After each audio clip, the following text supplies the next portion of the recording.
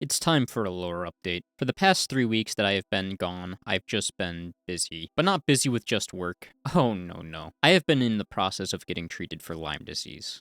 Yeah. So this journey started a short while ago, about 7.5 years ago, where I developed some weird symptoms, notably brain fog and a feeling of pressure in my head. Its onset was very strange, and I remember going to a psychiatrist to figure it out if it was like some sort of mental illness, because at the time I was suffering from depression. When they could not solve my issue, I ended up going to a neurologist, which also in the long run got me nowhere. You guys kind of see where I'm going with this, right?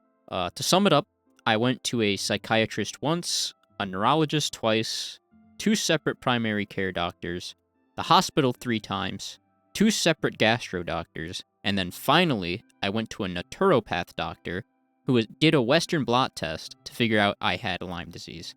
That's right. This journey I've been on took 7 entire years to figure out what's been causing my symptoms.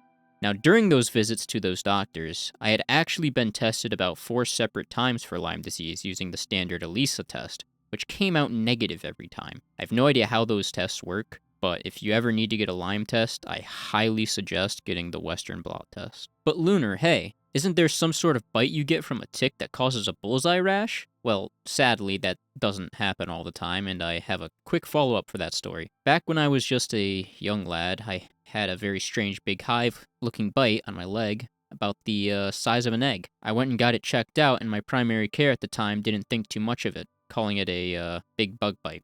At the time, I was probably around 10 or 11 years old. So about 7 months ago, I got treated for it on doxycycline twice a day for 3 weeks, which is the standard. Fast forward now 6 months later, and I still have Lyme disease. And now, there might be a co-infection that has appeared called Babesia microti. It was a low positive, but they treated me for it and just tried to rule it out.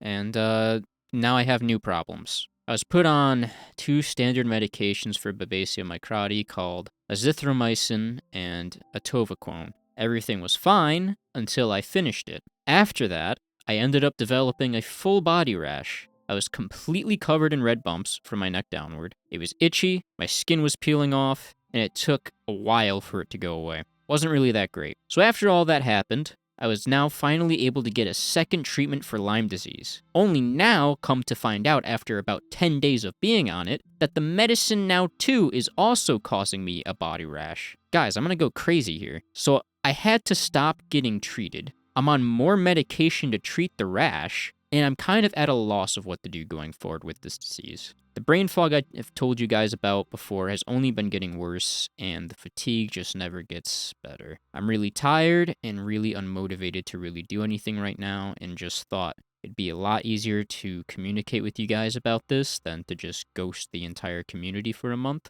So yeah, that's kind of a big chunk of my life that I've been dealing with for quite some time. The motivation just really isn't there right now, but I'm still trying things to hopefully get rid of this nightmare for good. I'll try to get out content when I can, and I hope you guys can understand. Also, yes, I did come crawling back to the name Lunar Abyss, just with an added prefix. So thank you guys for your understanding. I could not have come this far without you guys. You bring me a lot of joy in my streams and videos. Thank you, and see you in the next video.